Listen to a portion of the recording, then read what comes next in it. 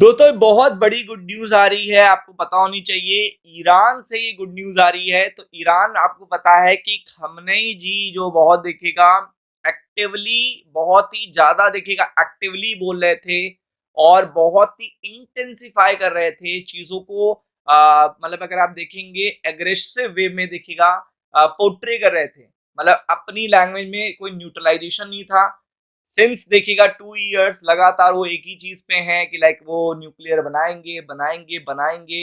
और उनका एक अप्रोच ये है कि ना तो देखिएगा इकोनॉमी पे उनका ध्यान है, उनका केवल ध्यान था एक ही चीज में, बिल्डअप करना आर्मी, बिल्डअप करना मिसाइल। और देखिएगा हर जगह पे मिडिल ईस्ट में देखिएगा, चाहे हिजबुल्ला उन्होंने क्रिएट करा हो, चाहे हूती उन्होंने क्रिएट करा हो, इस तरीके के एक्टिविटी से, ऐसे पर्टिकुलर देखिएगा गतिविधियों से पूरे मिडिल ईस्ट की सिचुएशन को वो टेंस बनाए रहते थे। तो अब ये देखिएगा नहीं रहे और ये बहुत बड़े लंबे काल से देखिएगा ईरान अगर आप देखेंगे, ईरान जो इस समय का ईरान है वो इन्हीं की देन है। तो आपको पता है कि अब ये तो रहे नहीं, तो ये तो बैकफुट पे आ गए। तो अब चीजों को न्यूट्रलाइज, यानी कि जो ट्रम्प चाहते थे रिजीम चेंज, तो रिजीम चेंज होने की पहली अपडेट आ चुकी है। और अब आपको हो सकता है कि वार्तालाप होते हुए देखने मिले। मतलब अब निगोशिएशन टॉक भी हो सकते हैं, क्योंकि देखिएगा स्ट्रेच कर सकते हैं, इस पर्टिकुलर वॉर को स्ट्रेच किया जा सकता है। लेकिन at the end of the day सब जानते हैं कि यूएस यहाँ पे बैकफुट पे रहेगा, इसराइल लड़ता रहेगा और इसराइल को लड़ने में कोई टेंशन नहीं है। इसराइल ने लड़ते लड़ते लड़ते लड़ते हमास को और जितने भी अपने देखिएगा प्रॉब्लम, पैलेस्टीन वैलेस्टीन जितने भी देखिएगा उनके प्रॉब्लम थे नेशंस, उन सबको देखिएगा बैकफुट पे ला दिया है। चाहे वो कतर हो, चाहे वो ओमान हो, चाहे वो देखिएगा पैलेस्टीन हो, चाहे इसराइल। तो इसराइल चुपचाप लड़ता रहेगा और ईरान कब तक लड़ता रहेगा, क्योंकि यूएस के पास तो बहुत ज्यादा देखिएगा, आपको पता है बहुत ज्यादा यहाँ पे पावर है। तो आप समझ सकते हो कि सभी चाहेंगे कि अब यहाँ पे थोड़ा सा निगोशिएशन टॉक भी होना शुरू हो। तो it will take time, no doubt it will take time, but चीजें इतनी तेजी से पलट रही हैं तो ज्यादा पॉसिबिलिटी है कि सरप्राइज भी आपको मिले। तो ट्रंप आज देखिएगा हु विल रिप्लेस, वाज आज रिप्लेस ईरान खमनई, यानी कि अब खमनई को रिप्लेस भी कोई करेगा, नया सुप्रीम लीडर बनाया जाएगा। और नया सुप्रीम लीडर बनाना ही ट्रम्प का इंटेंशन था, रिजीम चेंज करना। तो आप देख सकते हैं व्हाट ही सेड।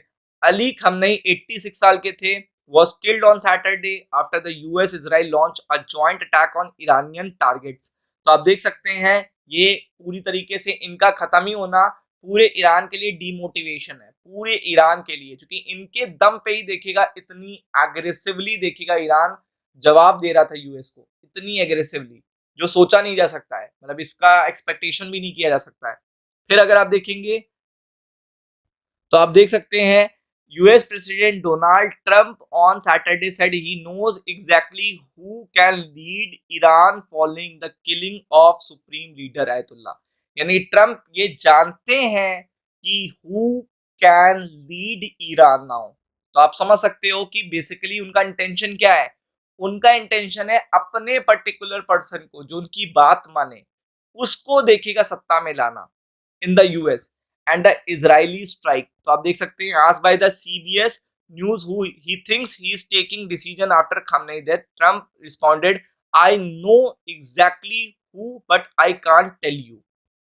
तो आप देख सकते हैं कि बेसिकली वो चीजें होंगी उसी तरीके से होंगी, बट देखिएगा इसको सामने नहीं लाया जाएगा ताकि ये ना लगे कि पूरा देखिएगा ईरान की इंटरनल अथॉरिटीज भी यहाँ पे मिले हुए थे।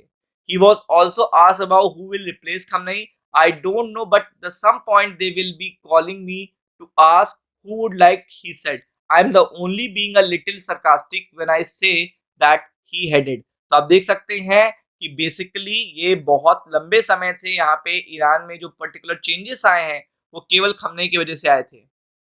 तो ऐसे में माना जा रहा है कि इनके बेटे, बेसिकली अगर आप देखेंगे ईरान के नए सुप्रीम लीडर का ऐलान खमनई के बेटे मोजतबा खमनई ने संभाली कमान। तो आप देख सकते हैं ये पहले बताया गया था कि ऑलरेडी खमनई कंटिन्यूअसली अपने सक्सेसर को ढूंढ रहे थे। तेहरान में हुए हवाई हमले में अली खमनई की मौत के बाद उनके बेटे मोजतबा खमनई को ईरान का नया सर्वोच्च नेता चुना गया है।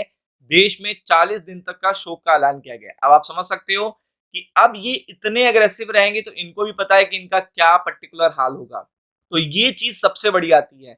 ईरान में ये चीज बहुत पहले से चली है कि जो भी एक्टिवली देखिएगा बोलता है, जैसे हिजबुल्लाह के जो सुप्रीम लीडर थे वो भी बहुत लंबे कार्यकाल से थे, जब वो हटाए गए तो उसके बाद जो नए पर्टिकुलर लीडर आए उनकी जो टोन थी वो सॉफ्ट हो गई, क्योंकि उन्हें पता था वो टारगेट पे वही रहेंगे, पूरा देश बचा रहेगा, सारी सारी जो हुकूमत है उनकी वो पूरी बची रहेगी, केवल वो टारगेट सुप्रीम लीडर को करते हैं, जब तक सुप्रीम लीडर उनके मन का ना आ जाए, उनके मन की टोन ना बोलने लगे। और यही सबसे बड़ी चीज होती है, ईरान की स्ट्रैटेजी यही होती है, और इसराइल की भी स्ट्रैटेजी ये होती है कि टॉप कमांडर्स को निकाल दो, तो देन आफ्टर दैट नया आएगा तो उसे पता है कि टारगेट में वही है, तो उसकी लैंग्वेज सॉफ्ट हो जाती है। तो यहाँ पे लैंग्वेज इनकी आपको कंपैरेटिवली अगर आप देखेंगे तो सुप्रीम लीडर से खमनेई से देखिएगा कम ही देखने को मिलेगी। तो ये सबसे बड़ी चीज है और यही सबसे बड़ी गुड न्यूज भी है मार्केट के लिए। तो be prepared for it. Ram Ram.